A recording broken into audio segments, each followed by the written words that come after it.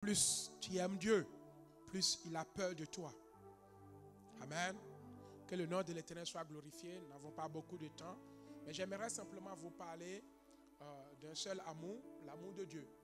Amen. Nous avons eu le temps tout au long de cette semaine de parler de l'amour de son prochain, l'amour de toutes choses. Mais ce que vous avez besoin pour pouvoir servir le Seigneur, c'est l'amour de Dieu. Amen. Là, on va prendre notre premier verset dans le livre de 1 Corinthiens chapitre 13, le verset 1 jusqu'au verset 13. Nous allons le lire entièrement.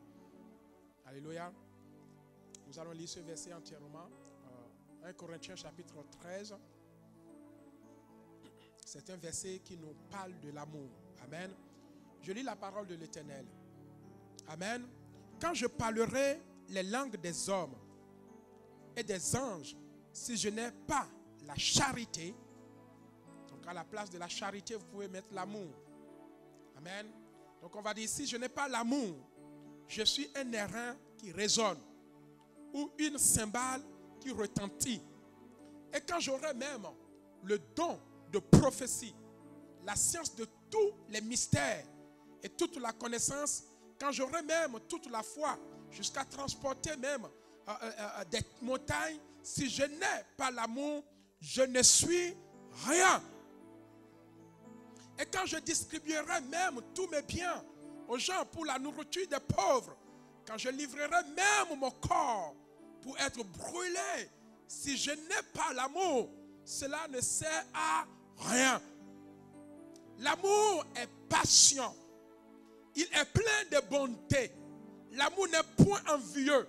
L'amour ne se vante point. Il ne s'enfle point d'orgueil. L'amour ne fait rien de malhonnête. L'amour ne cherche point son propre intérêt. L'amour ne s'irrite point. L'amour ne soupçonne point le mal. Mais il ne se réjouit point de l'injustice, mais il se réjouit de la vérité. L'amour excuse tout. L'amour croit tout. L'amour espère tout. L'amour supporte tout le monde, sans exception. L'amour ne périt jamais. Tu peux souligner, l'amour ne périt pas. Amen. Parce que j'ai envie aussi de m'adresser au couple. Alléluia. Si ce n'est pas amour que vous êtes mariés, la Bible me dit que l'amour ne périt pas. Alléluia. Donc on ne peut pas dire que l'amour a disparu.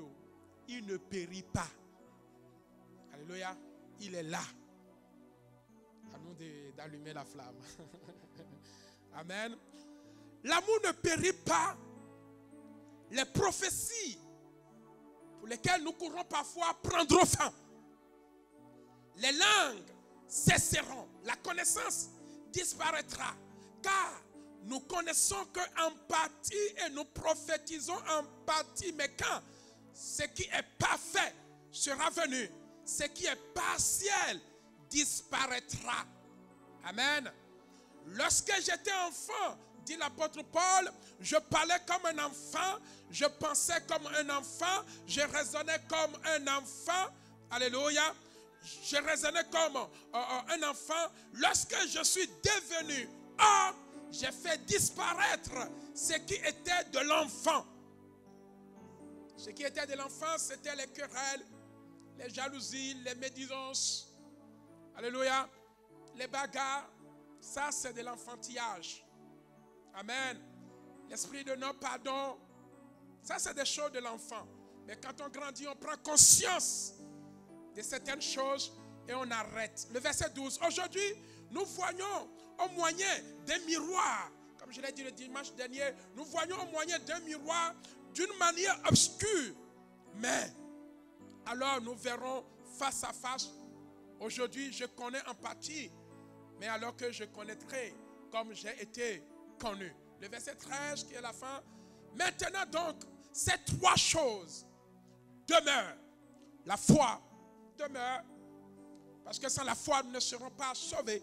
Amen. Sans la foi, il n'y aura pas l'enlèvement. Car la Bible dit, quand le Fils de l'homme viendra, est-ce qu'il trouvera la foi? Donc tu peux perdre tout, mais ne perds pas ta foi. Alléluia. L'espérance, c'est notre espoir de croire qu'il y a un royaume qui est déjà préparé pour nous. Alléluia. Et qu'après la mort, je crois, j'ai l'espérance que j'irai au ciel. Alors, l'espérance, nous ne pouvons pas le perdre. Alléluia. Nous devons le garder jusqu'à la mort. C'est grâce à ça que nous pourrons aller au paradis. Ça, c'est notre espoir. Par la foi, je crois qu'après l'œuvre que je fais sur la terre, il y a une œuvre qui m'attend là-haut au ciel, c'est l'œuvre de l'adoration. Je vais adorer continuellement. Alléluia. Toutes les œuvres vont s'arrêter ici, mais l'adoration ne s'arrêtera jamais. C'est une éternité acquise déjà au nom de Jésus. Amen. Donc voici ces trois choses demeurent. La foi demeure, peu importe la situation, ne perds pas ta foi. L'espérance, c'est-à-dire avoir l'espérance, le retour de Jésus. Alléluia. Toi qui ignores le retour de Jésus, tu vas tomber, mais bien aimé, dans le bassesse, dans le péché, dans le vol, dans ces choses qui peuvent t'empêcher de croire encore au retour de Jésus. Ces choses demeurent et l'amour aussi demeure. Mais la plus grande, parce que nous ne pouvons pas parler d'une comparaison, alléluia, de trois choses sans comparer. Amen. Qui est plus grand? La foi, l'espérance, non. La Bible dit que l'amour, la plus grande de ces choses, c'est l'amour. Parole de l'Éternel. Est-ce que quelqu'un peut acclamer le Seigneur? Amen. Alors, dans ce verset, nous avons remarqué que à la place de l'amour, on voit la charité. Parfois, nous voyons le mot charité pour nous faire les œuvres charitables, c'est donner aux gens. Amen. Parfois, on a l'impression que c'est ça. Alléluia. Mais la charité, c'est le mot qui convient réellement. Amen. C'est le mot qui convient. J'ai essayé de chercher ces choses. Quand je prends le dictionnaire normal, la Rousse, j'ai trouvé la définition du mot charité parce qu'à chaque fois, je veux toujours remplacer moi-même charité par amour. Alléluia. Mais j'ai compris que non, c'est le mot charité qu'il faut. Ce n'est même pas l'amour, mais c'est la charité. Alléluia. Et quand nous regardons le dictionnaire Larousse, nous voyons que la charité, on définit la charité comme un principe de lien spirituel. Même le monde parle du lien comme spirituel. Non seulement c'est un principe de lien spirituel, mais c'est aussi un lien moral. Alléluia. Un lien moral qui pousse à aimer de manière désintéressée. Vous voyez que maintenant la charité a sa place. Amen. Donc, charité, c'est un principe de lien, alléluia, et spirituel et moral qui pousse à aimer de manière désintéressée. C'est-à-dire, je ne sais pas le Seigneur pour quelque chose. Je sais pourquoi je donne. Parce qu'il m'a aimé. Donner n'est pas un problème pour moi. Je ne donne pas pour plaire au pasteur Serge. Je donne parce que je donne parce que Dieu m'aime. C'est tout. Alléluia. Les gens qui donnent pour se faire voir, ils n'ont rien compris de l'amour de Dieu dans leur vie. Est-ce qu'il y a des gens qui donnent ici d'une manière désintéressée? Alléluia. Amen. Nous donnons, c'est ça l'amour. Et maintenant, je reprends le dictionnaire de la théologie afin de comprendre qu'est-ce que théologiquement la charité signifie. Mais écoutez ce que j'ai trouvé comme définition. La charité, selon la théologie chrétienne, me dit que la charité est la vertu spirituelle. Donc on ne parle même pas de la vertu morale, parce que la charité et la vertu morale, c'est pour tout le monde. Mais on dit que c'est une vertu spirituelle qui est l'amour parfait. Dans la charité, nous avons l'amour comment? Parfait. Amen. C'est une vertu spirituelle qui est l'amour parfait venant de Dieu et dont Dieu est l'objet, lien d'unité intime entre Dieu et les humains. Est-ce que quelqu'un peut acclamer le Seigneur? Alors que nous comprenons la charité, nous allons toujours l'utiliser. Parce que c'est le mot qu'il nous faut. Amen. La définition nous fait comprendre que c'est une vertu comment spirituelle, qui est l'amour comment parfait, venant de l'Éternel, venant de Dieu, dont Dieu lui-même est l'objet. Un lien intime entre Dieu et l'homme. C'est ça la charité. Et cet amour, mais bien aimé, quand nous les définissons, si je prêche et que je n'aime pas les âmes, et que c'est votre argent que j'aime, ou j'attends après la prédication, là c'est une prédication nulle qui ne sert à rien. Dans la prédication, il y a un lien de charité qu'on appelle l'amour de Dieu, qui est entre Dieu et l'homme. Je dois la voir d'abord avant de vous communiquer le rhéma de Dieu. Si je viens ici par mes propres intérêts, où est l'amour de Dieu? Alléluia. Si je viens chanter par mes propres intérêts, où est l'amour de Dieu? Mais bien aimé, l'amour de Dieu doit te pousser à se le servir d'une manière désintéressée. Sinon le diable va te tenter. Car le diable a tenté Job en le voyant que c'est quelqu'un qui a la charité, qui sait Dieu d'une manière comment désintéressée. Alléluia. Or, quand tu sais Dieu d'une manière désintéressée, systématiquement on t'attribue des attributs comme fidèle, intègre, craignant l'Éternel, alléluia, loyal. Voilà ce qu'on attribue à des personnes qui savent à cause de l'amour, qui savent parce que l'amour les pousse à le faire. Quand tu donnes à cause de l'amour, la dîme, les dons, oh, le Seigneur te voit une personne intègre, fidèle, loyale, alléluia, craignant l'Éternel, alléluia, qui ne regarde pas les circonstances d'un homme, alléluia, qui ne regarde pas les conditions d'un homme, mais qui donne sans savoir, sans regarder autour, parce qu'il donne à cause de ce qui brûle en lui, à cause de sa relation avec Dieu. Il ne donne pas à cause de la relation avec le pasteur, mais combien donne à cause de la relation qu'ils ont avec les hommes de Dieu. Les gens donnent à cause de la relation qu'ils ont avec les hommes de Dieu. Et quand tu sais Dieu de cette manière, tu es loin d'être ce que Dieu veut que tu sois. Alléluia. Ne donne pas par apparence. Ah, ça c'est mon moins. Ah, ça c'est rien. Et dans ce cas, tu donnes, tu enlèves tout. Mais quand c'est d'une manière naturelle, normale, on ne te voit pas, mais tu donnes pour être vu. Ça, ce n'est plus l'amour de Dieu. Tu chantes pour être vu. Ça, ce n'est plus l'amour de Dieu. Alléluia. Tu prêches pour être vu. Ça, ce n'est plus l'amour de Dieu. Et là, tu attends ton tour. Quand ce sera mon tour, je vais démontrer. Non, tu n'as rien à démontrer.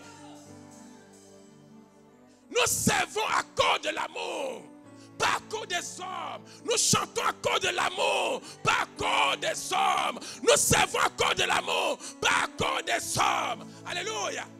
Et quand nous regardons le mot consécration veut dire attachement. Oh, tu ne peux jamais t'attacher à quelque chose si tu n'aimes pas la chose. On s'attache à celui qu'on aime. La Bible me dit que Dieu s'est attaché à l'humanité parce qu'il aime l'humanité. Amen. D'où le mot consécration. Notre vision de consécration. Si tu aimes, tu t'attaches. Et une fois que tu es attaché, tu ne peux pas être attaché à quelqu'un sans se donner à la personne. Je dis amen. Je dis amen.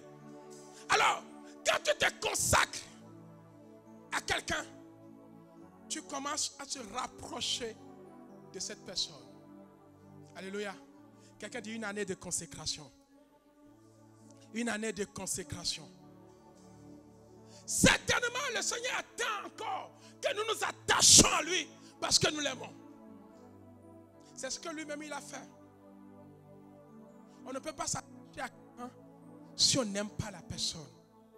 Vous êtes d'accord avec moi? Que cela soit la relation conjugale. Tu ne peux pas s'attacher à une personne, à ton conjoint, si tu ne l'aimes pas.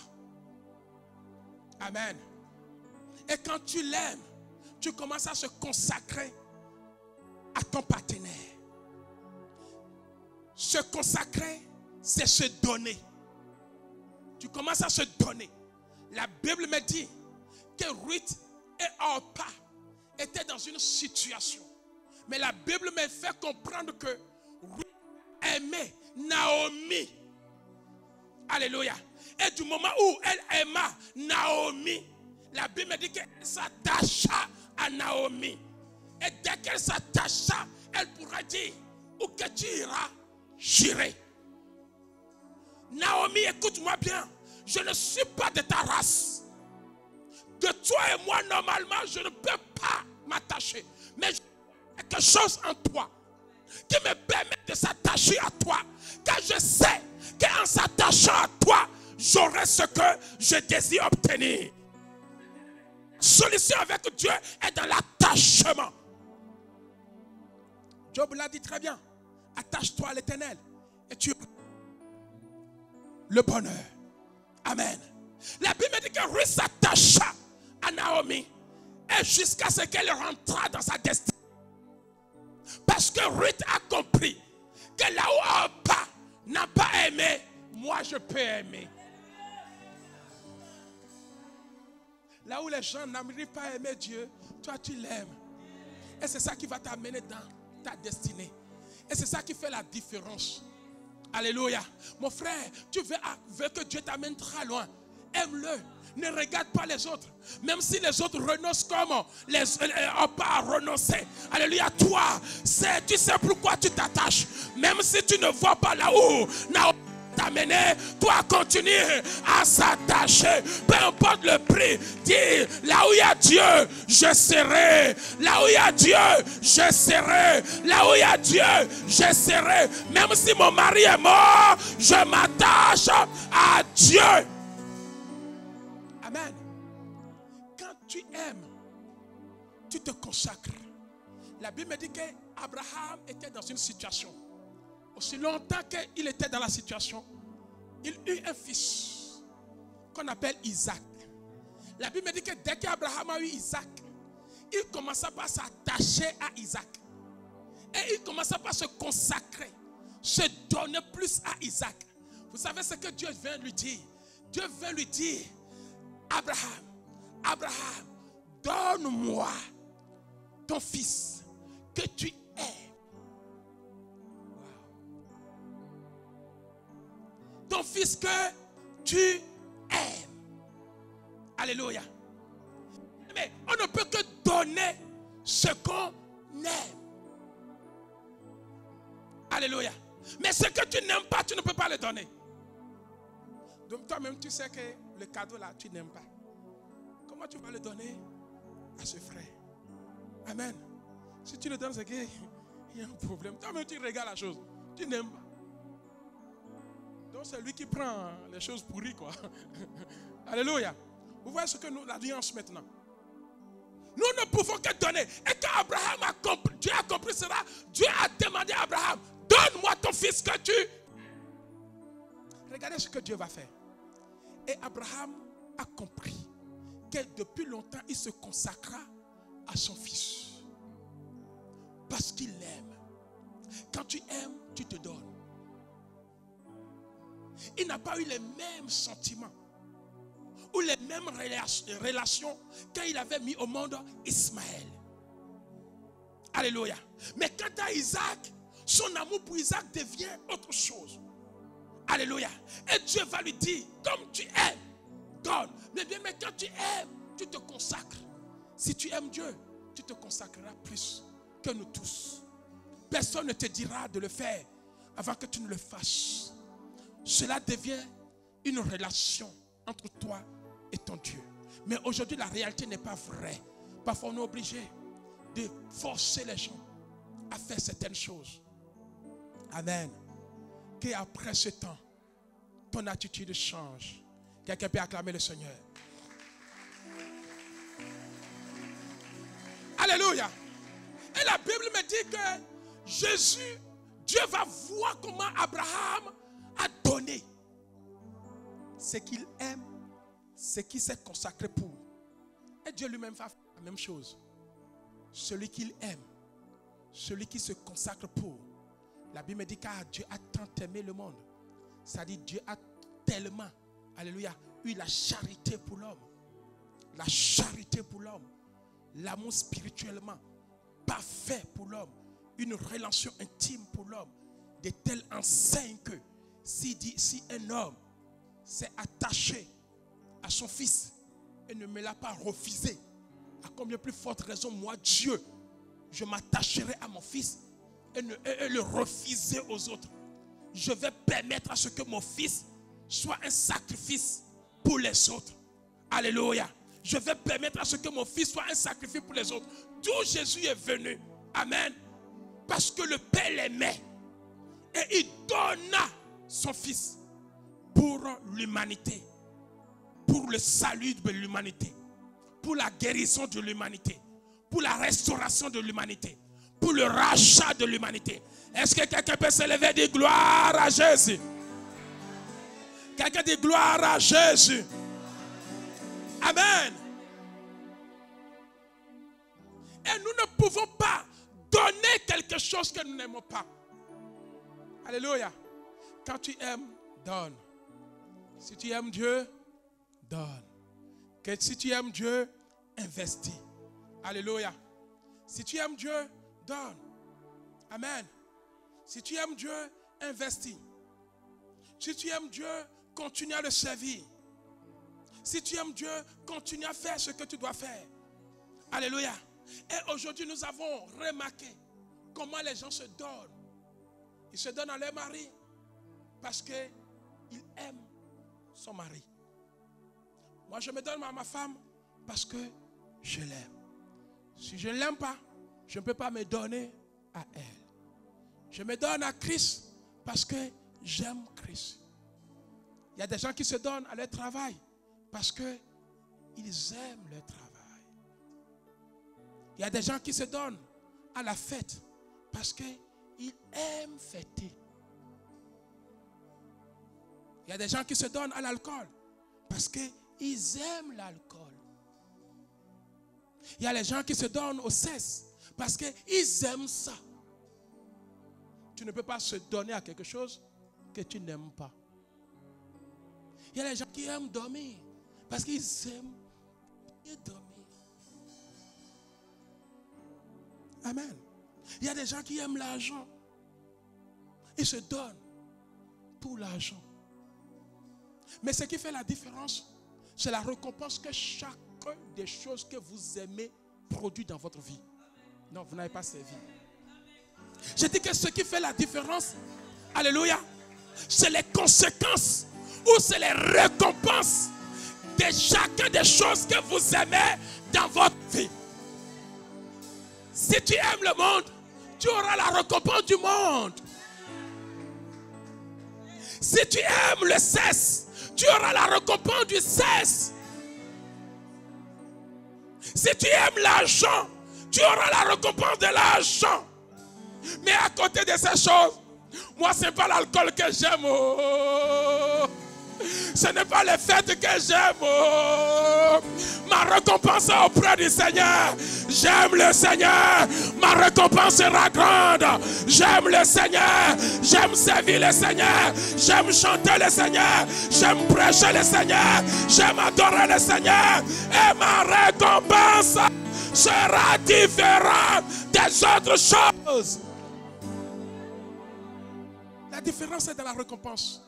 J'aime ma femme, je sais la récompense qui m'attend. N'est-ce pas? Je ne vais pas aller plus loin. Ok. Amen. C'est la récompense qui fait la différence. Toi, mais tu dois savoir, tu te donnes pour. Quelle est la récompense? Et la Bible me dit que servira, mes bien-aimés, à quelqu'un de gagner les fêtes, le monde, les femmes, de l'argent et de perdre son âme. Quel est ton amour aujourd'hui? Pour les femmes, pour les hommes, pour l'argent, pour les fêtes ou pour Dieu? Dis-moi pourquoi tu te donnes et je te dirai quel est le prix de ta récompense. Dis-moi ce que tu aimes Parce que si tu aimes Jésus, la récompense c'est la vie éternelle. Qui aime Jésus, la récompense c'est la vie éternelle. Alléluia. J'aimerais rapidement terminer pour vous parler d'un homme. Il s'appelle Pierre. Quelqu'un dit Pierre. Nous allons rapidement dans le livre de Luc. Luc chapitre 5. Pierre fait partie, c'est le premier disciple. Alléluia. De Jésus. Et dès que Jésus l'a appelé, il a appelé aussi ses frères. André, Jacques, ainsi de suite. Alléluia. Et l'histoire est là. Mais à cause du temps, je vais essayer de raccourcir pour vous amener à l'essentiel. Pour que vous compreniez de quoi je veux vous parler. Alléluia. Et dans le livre de Luc chapitre 5, quand nous lisons le verset 1er jusqu'au verset 11, Pierre était là, c'est un homme qui a de la... c'est un homme franc. Amen. Pierre est un homme franc. Il dit ce qui est vrai. Pierre, c'est un homme fervent. Il aime le Seigneur. Alléluia. Pierre, c'est un homme passionné. Amen. Passionné des âmes. Alléluia. Mais Pierre aussi, c'est un homme impulsif. Alléluia. Il fait des trucs ratés, quoi. Amen. Il voit un homme, il lui coupe les oreilles. Amen. Il reprend Jésus au milieu des gens. Alléluia. C'est un homme impulsif et parfois brusque. Il fait des choses parfois sans réfléchir. Mais malgré ses défauts et ses qualités, le Dieu que nous servons le choisit. Amen. Dieu le choisit en disant que j'aime ce qu'il est. Ses défauts, ce n'est pas la prière que je le délivrerai. Mais ses qualités, je n'ai pas besoin de les délivrer. J'en ai besoin. Utilise-moi simplement tes qualités. Mais tes défauts, je sais qu'avec la prédication, tes défauts finiront par partir. C'est pour cela qu'il ne faut jamais rejeter les gens. Il faut les accepter tels qu'ils ont. Certainement, ils ont une qualité. Et cette qualité, c'est ça que Christ avait besoin. Mais les défauts finiront par partir. Un jour, Jésus va prier pour Pierre. Il dit, j'ai prié pour toi. J'ai intercédé. Le diable t'a réclamé pour te cribler comme des froment. Mais moi, j'ai prié pour toi. Je t'ai délivré. Mais quand tu seras affermi, avertis tes frères. Alléluia. Avec les qualités, les défauts. Mais bien aimé, cet homme fut choisi par le Seigneur. Amen. Il était en train de faire la pêche, n'est-ce pas? Au bord de la mer, du lac de Galilée. C'était un homme de Bethsaïda. Alléluia. Mais qui vivait dans la ville de Capernaum. Amen. Alléluia. À cause de la Galilée, à cause de la pêche. Comme nous autrefois. On aime bien la pêche. Je viens de là-bas. Amen. Et la Bible me dit que cet homme avait des amis qui pêchent. Et Jésus est en train de faire l'œuvre. Alléluia.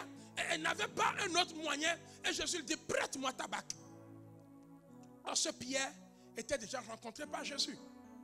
Amen. Le jour où Jean-Baptiste le vit pour la toute première fois, parce que Pierre faisait aussi partie des disciples de Jean-Baptiste. Mais quand Jean-Baptiste rencontra Jésus, Pierre va décider de le suivre. Mais après, il est abandonné. Mais un autre jour, pendant que Jésus est en train de faire son ministère, il trouva Pierre en train de laver son filet. Et il lui prêtait la barque. Jésus rentra dans sa barque. Alléluia. Et finit de prêcher le verset 11. Amen. Le verset 11 ou le verset 11, mais le 10 et le 11. Alléluia. La Bible dit que quand cet homme va maintenant attraper beaucoup de poissons, Pierre décida de tout abandonner. Il avait beaucoup attrapé. Si on calculait le prix de ces poissons, peut-être ça peut faire le chiffre d'affaires de 10 ans. Mais cet homme a dit, moi je vais abandonner tout ce que j'ai péché à cause de Jésus. Bien-aimé, du moment où il rencontra Jésus, il laissa toute sa vie pour suivre Jésus. Premier point. Amen. Quand Jean-Baptiste lui avait dit, voici l'agneau, il le suivait sans savoir qui était Jésus. C'est pour cela qu'il s'est séparé. Bien aimé, nous servons Dieu sans le savoir. C'est pour cela que nous le négligeons. Amen. Comme il ne savait pas, lui qui est en train de suivre, que c'est celui-là qui a sa destinée dans la main, il le néglige. Mais quand celui-là va le rencontrer dans sa divinité, il dit, ah, cette fois-ci, Dieu attend pour surprendre certaines personnes. Continue à s'amuser, continue à jouer. Il y a un temps pour toi. Je dis, il y a un temps pour toi. Je dis bien, il y a un temps pour toi. Amen. La Bible dit que cet homme prit la décision de suivre Jésus. Amen. Et la Bible me dit, pour en résumer, qu'il devint l'ami de Jésus. Amen. Dans le livre de Jean chapitre 15, le verset 13, quand nous lisons ce verset, écoutez ce que la Bible me dit. La Bible me dit, il n'y a pas de plus grand amour que de donner sa vie pour ses amis. Amen. Si quelqu'un est ton ami, tu peux lui donner ta vie. Alléluia. Mon meilleur ami, mon meilleur ami. Alléluia. Quand Jésus devient ton ami, il te donne ta vie, sa vie. Mais quand tu sais que tu es l'ami de Dieu, suivez-moi bien. La Bible me dit quoi? Qu'il n'y a pas de plus grand amour que de donner sa vie pour ses amis. Si Jésus est ton ami, donne-lui ta vie. Acclamons le roi des rois.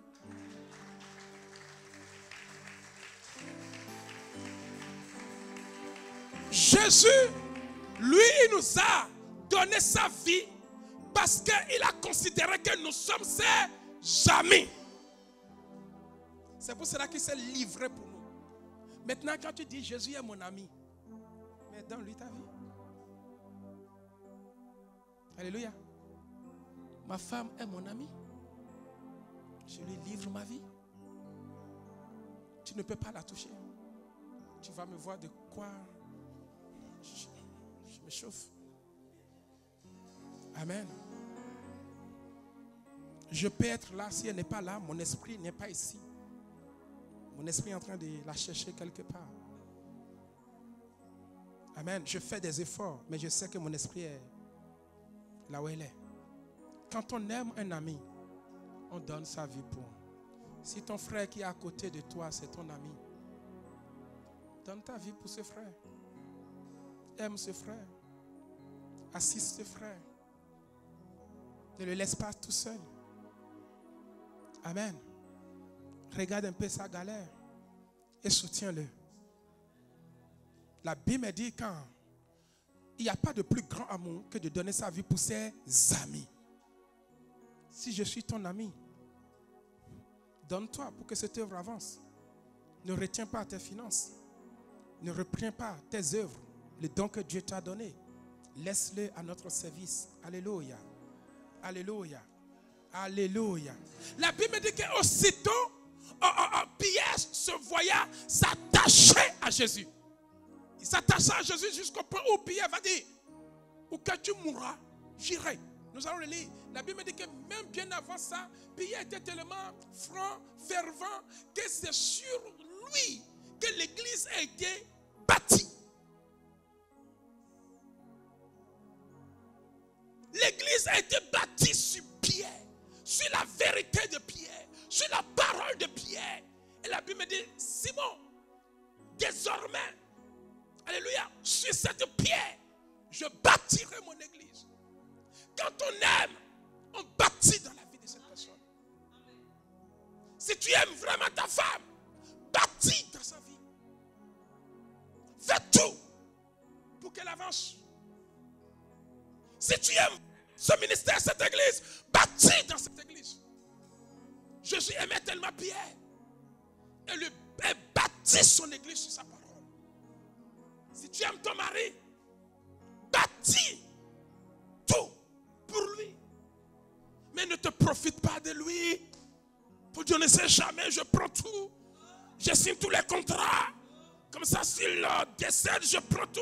Je n'ai pas intérêt. L'amour qui te lie entre toi et ton mari, ce n'est pas un amour, pas un intérêt. Bâti. Quand tu aimes, bâti. Nous avons aimé le témoignage de notre évangéliste. Parce qu'il aimait. C'est l'accident qui va l'empêcher d'aimer. Ce n'est pas les circonstances de la vie qui vont l'empêcher d'aimer. Tellement Jésus aimait Pierre. Il dit, Pierre, je te vois. Tu n'es pas comme les autres. Alors je peux bâtir ma vie sur toi. Et il baptise sur Pierre.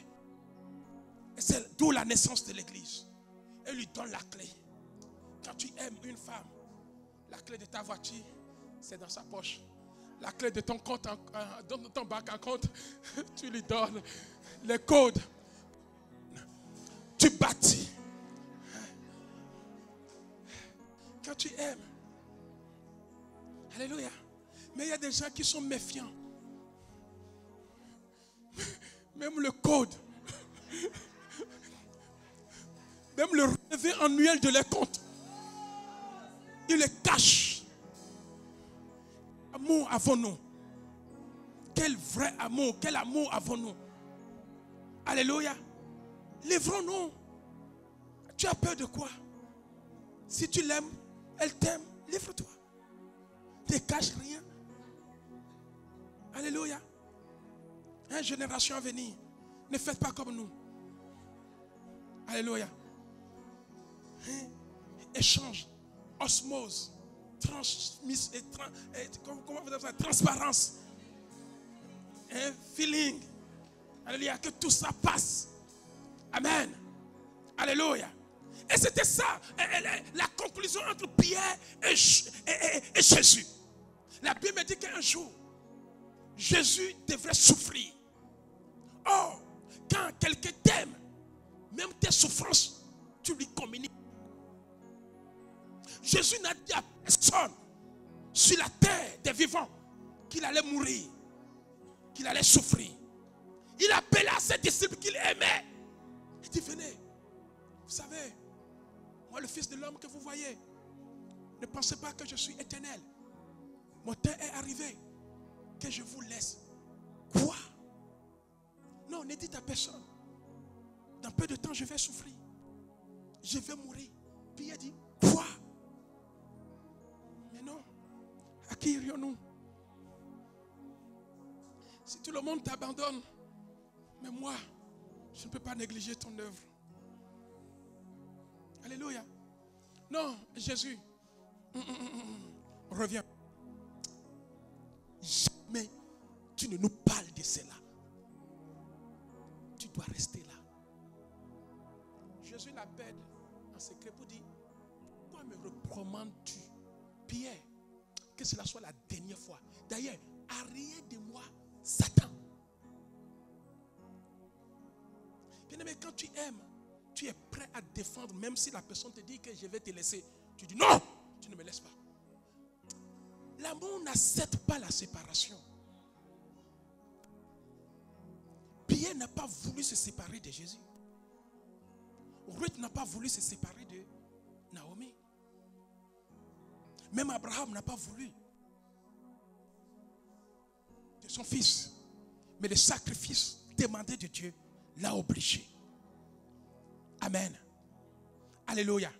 Et quand nous voyons, alors l'amour, Jésus va livrer son secret. Alors dans le livre de Matthieu chapitre 26, le verset 30 au verset 35. Écoutez ce que la Bible dit. Amen. Est-ce que je parle à quelqu'un? Je suis dans tous les domaines pour te faire comprendre que quand tu aimes, il y a un pas à faire. Écoutez, la Bible dit qu'après avoir chanté les cantiques, il s'est rendu à la montagne des Oliviers. Tu peux continuer. Amen. Alléluia. Matthieu chapitre 35. 26, très bien. 26. Le verset 31. Amen. Alors Jésus l'a dit. Il prit les disciples et les amena. Et c'est là où il parla du secret. Je serai pour tous cette nuit-là une occasion de chute. Car il est écrit, je frapperai le berger et les brebis du troupeau seront comment? Dispersées. Mais après que je serai ressuscité, je vous précéderai en Galilée. Écoutez la parole de Pierre.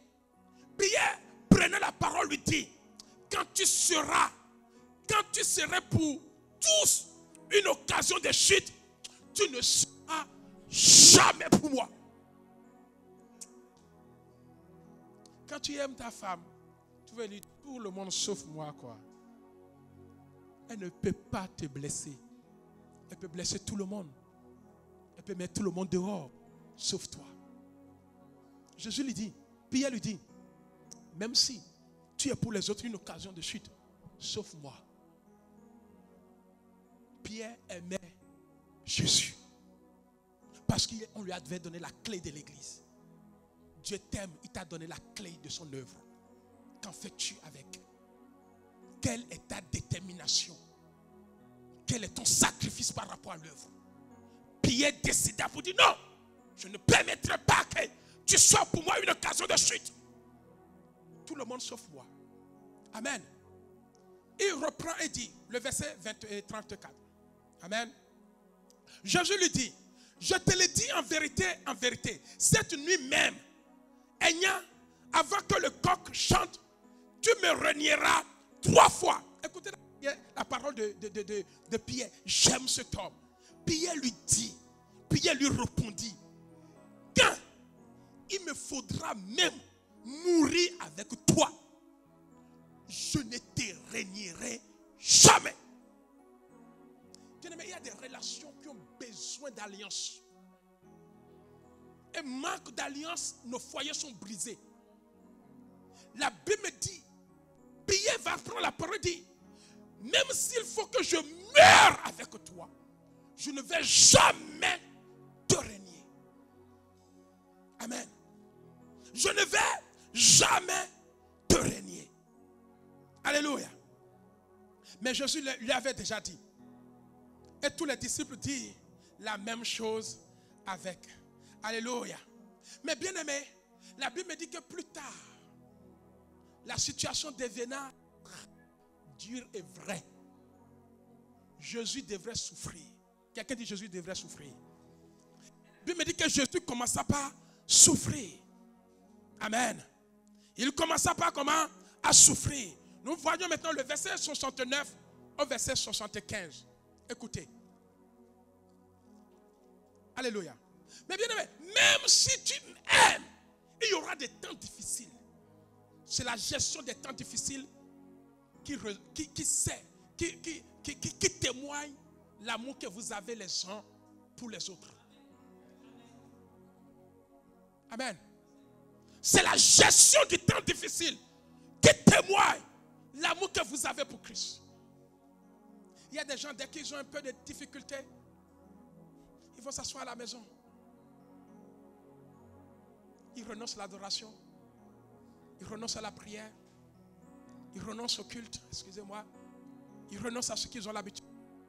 La Bible me dit à son verset, pendant que Pierre était assis, effectivement on est venu, c'était lors de l'arrestation de Jésus. On a arrêté Jésus. Pendant que Pierre était assis dehors dans la cour, une servante s'approcha de lui et dit, toi aussi, tu étais avec Jésus, le Galiléen. Écoutez la réponse de Pierre. Amen. Mais Pierre renia devant tous disant, je ne sais ce que tu veux dire par là. Un déni des situations. Il fait semblant. Bien-aimé, l'amour n'exclut pas les querelles. Je dis amen. L'amour n'exclut pas les difficultés. L'amour n'exclut pas, mais bien aimé, les mésententes. L'amour n'exclut pas, mais bien aimé, la persécution. Amen. L'amour n'exclut pas les problèmes. Mais ce qui est important, comment nous gérons les problèmes au sein de l'amour. L'amour n'exclut pas. Tu aimes, c'est là où tu seras encore persécuté. On va tout faire pour détruire ton foyer. Et puis du jour au lendemain, vous commencez mésentente, querelle, discussion sans fin. L'amour n'exclut pas les discussions dans le couple. Quand on aime, ces choses arrivent. Mais c'est la gestion de ces choses. Même si tu dis à ta femme, ah, dans cette situation, je ne te reconnais pas. Hein? Je ne te reconnais pas. Oui, ça arrive. On dit que je ne te reconnais pas. Pierre l'a dit. Je ne te reconnais pas, Jésus. Les difficultés l'ont amené à ne pas reconnaître Jésus. Amen. Mais c'est ton attitude face à ces conflits qui est la solution. Il peut arriver, vous avez des problèmes. Tu dis à ta femme, je ne te reconnais pas. Tu dis à ton mari, avant laquelle tu étais marié, tu n'étais pas comme ça. Je ne te reconnais pas. Je ne sais même pas qui tu es pour moi aujourd'hui, quoi. Ça arrive. Mais quand ça vous arrive, ne vous séparez pas. Quand vous êtes séparés, c'est trop tard. On ne rattrape pas la séparation. On ne rattrape pas le divorce. Vous trouvez un moyen pendant que le problème est encore là. Vous trouvez basé sur quelque chose. On peut continuer. Ça, c'est le premier reniement. Deuxième reniement. Comme il se dirigeait un peu, comme il a essayé de passer la première porte des femmes qui est là, il a oublié qu'il y a une deuxième porte, une deuxième tentation. Il arrive, d'autres femmes la voient.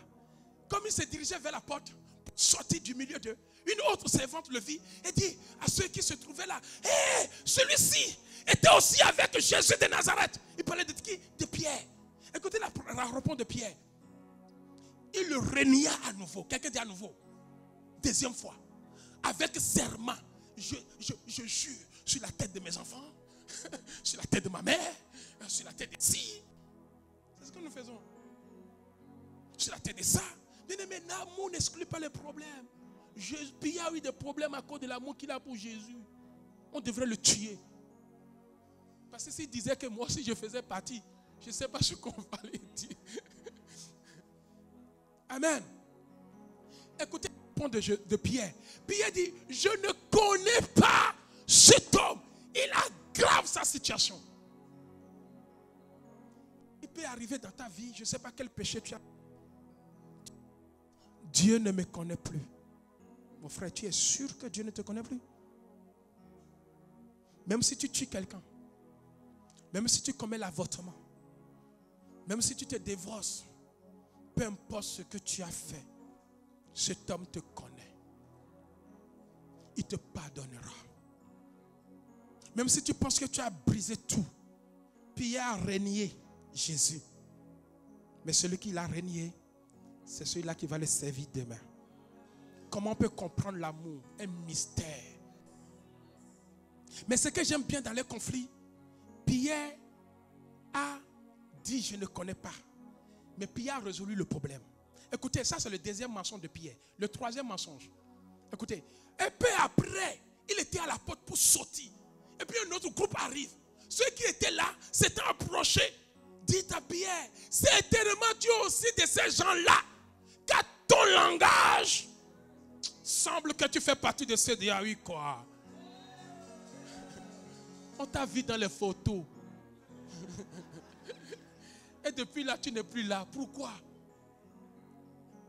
Séparation ne permet jamais que tu te sépares de quelqu'un.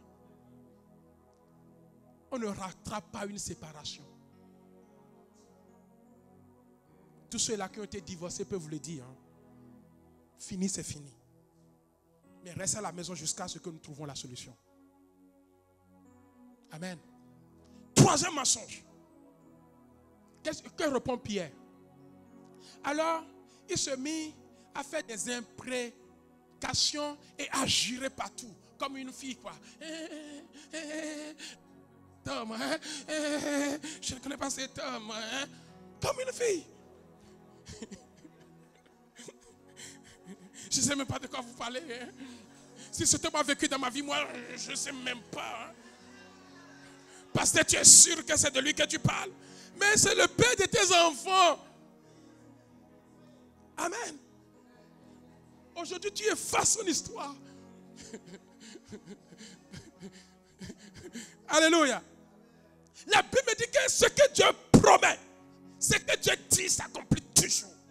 Au bout du troisième fois, exactement comme cela est écrit. Aussitôt le coq chanta. Waouh. Écoutez la suite.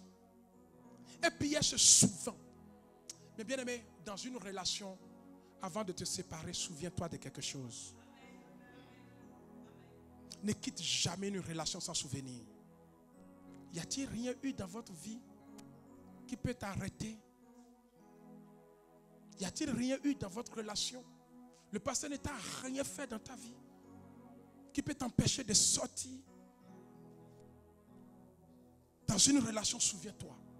S'il y a au moins un qui est positif, les 99 ne servent plus à rien. Le un positif peut sauver les 99. Alléluia. La Bible me dit que Pierre, cette fois-ci, ses oreilles s'ouvrirent. Et souvent, de la parole que Jésus lui avait dite avant que le coq chante. Souviens-toi du jour de votre alliance où tu as dit à ta femme, ni la mort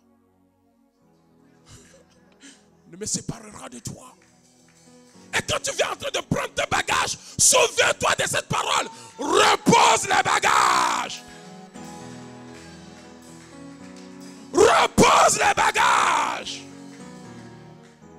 Mais si tu ne te souviens de rien, tu vas partir. Et c'est fini. C'est fini. La Bible me dit, avant que le coq ne chantât, tu mais régneras 3 fois. Et étant sorti, maintenant on l'a laissé, il sortit, il commença à pleurer. La repentance. Il pleura. Jésus, je pleure. Cause de ce que j'étais régné. 3 fois j'ai dit, je ne te connais pas. Femme, ma femme, pardonne-moi. J'ai mal dit sur toi. 3 fois je t'ai dit que je ne te connais pas. Je ne veux plus de toi. Mais je pleure. Reviens, femme. Reviens, femme. Ce qui a sauvé la relation de Jésus et de Pierre, c'est la repentance.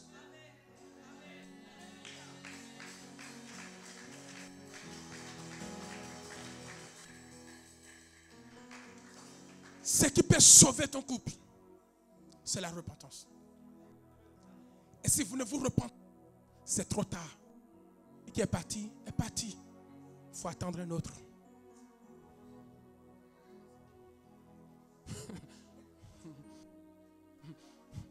Ouais, il faut attendre un autre.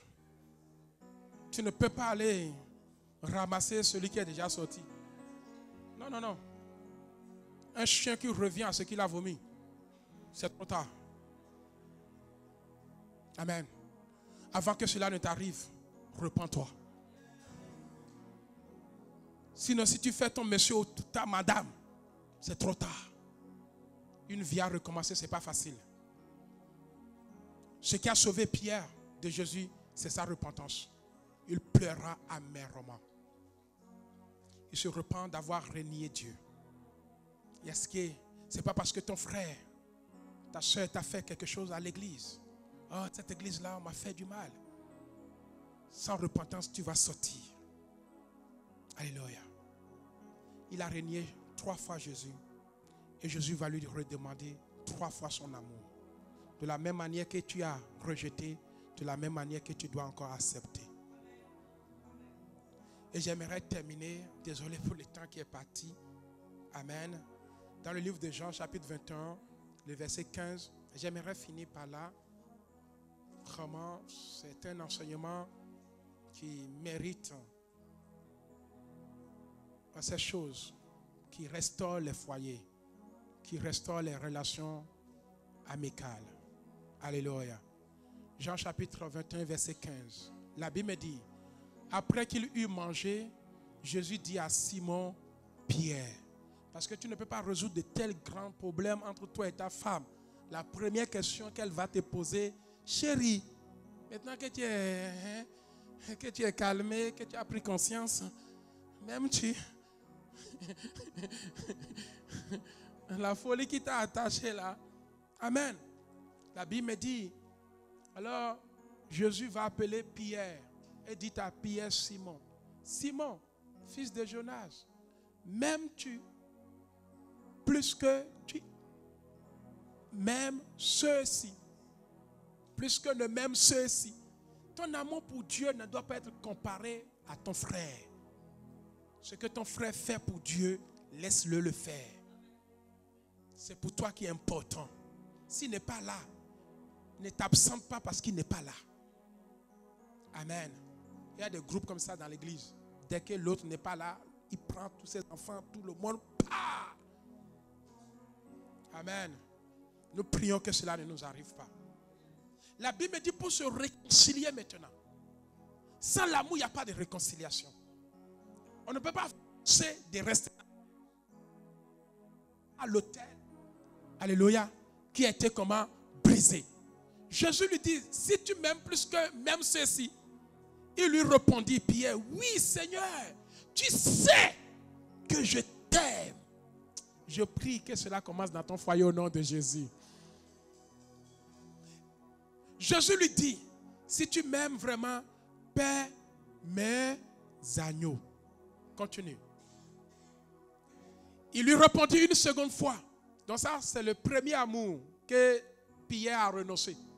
Parce que Jésus va lui poser la question 3 fois pour réparer ce qu'il a commis. Amen. Jésus lui dit une seconde fois, Simon, fils de Jonas, m'aimes-tu? Si tu m'aimes. Et Pierre lui répondit, oui Seigneur, tu sais que je t'aime. Le Seigneur lui dit cette fois-ci, ne paie pas mes brebis et ne paie pas mes agneaux, mais paie mes brebis. Verset 17. Jésus lui dit encore pour la 3e fois. Mon frère, si tu as fait 3 fois, on te demandera 3 fois. Il a perdu l'amour 3 fois. Il a rendu l'amour 3 fois. Et la Bible me dit, Simon, fils de Jonas, m'aimes-tu? Pierre lui était attristé de ce qu'il lui avait dit pour la 3e fois. M'aimes-tu? Et il lui répondit, Seigneur, tu sais toutes choses. Tu sais que je t'aime. Jésus lui répète, cette fois-ci, paie mes brebis. Pour le premier amour, Jésus va lui dire, paie mes agneaux. Nous savons que l'agneau n'est que le petit d'une brebis. Alléluia. Or, on ne paie pas pour perdre l'agneau. Alléluia. L'agneau, c'est le bébé. Donc, quand tu aimes l'œuvre du Seigneur, Dieu te dit, il y a des bébés à qui tu dois prendre soin. C'est le bébé de qui? D'une brebis. Or, quand Jésus dit à Pierre, si tu m'aimes, paie mes agneaux. Autrement dit, donne de la nourriture ou du lait à ces agneaux. Parce qu'un agneau qui est le petit bébé, on ne peut que lui donner de la nourriture et du lait. Et dans le mot, dans le dictionnaire grec, quand nous rentrons dans ces choses, cela veut dire bosco. Bosco veut dire porter un petit et lui donner de la nourriture et du lait. Jésus lui dit, si tu m'aimes, tu dois porter ces gens-là comme un petit dans tes bras. Bosco. Alléluia. On ne dirige pas une brebis et un agneau, mais on porte un bébé. On le porte, on lui donne du lait. On dit, si tu m'aimes, il y a des bébés dans l'église que je dois continuer à porter. Alléluia. À les donner du lait. Il faut les bosco tout le temps. Et quand vous voyez un bébé, parfois il est sale. Vous voyez l'agneau, hein? Pas attention. Des caca partout. Et c'est ça l'œuvre de Dieu. Quelle que soit la saleté de la personne, il faut l'aimer. Pas l'aimer à distance, mais le porter. Parce qu'il faut porter un agneau et lui donner du lait. Maintenant, deuxièmement, il lui dit, si tu m'aimes, paie mes brebis. En ce moment, une brebis, on ne porte pas une brebis, mais on dirige un brebis. Une brebis. Alléluia. Donc, le mot en grec veut dire apoemen, c'est-à-dire diriger. Le pasteur a appelé à diriger les brebis. Donc, parmi nous, il y a des brebis, c'est-à-dire des gens qui ont compris, qui sont matures, qui sont spirituels ont besoin d'un leader. On les dirige. Mais parmi nous aussi, il y a des agneaux, des bébés. Alléluia. Qu'on doit porter tout le temps. On ne doit pas être fatigué de les appeler, de les assister, jusqu'à ce qu'ils deviennent grands. Pour qu'on commence à les diriger. Alléluia. Et c'est ça la mission de l'apôtre Paul, de l'apôtre Pierre. Est-ce qu'on peut se lever se lever? Quelqu'un peut acclamer le Seigneur? Acclame encore très fort le roi des rois. Est-ce qu'il y a quelqu'un qui a été enseigné ce soir? Si tu as été enseigné, acclame très fort pendant que nous appelons le diacre. Nous appelons le diacre, acclame le roi des rois. Acclame le roi des rois. Acclame le roi des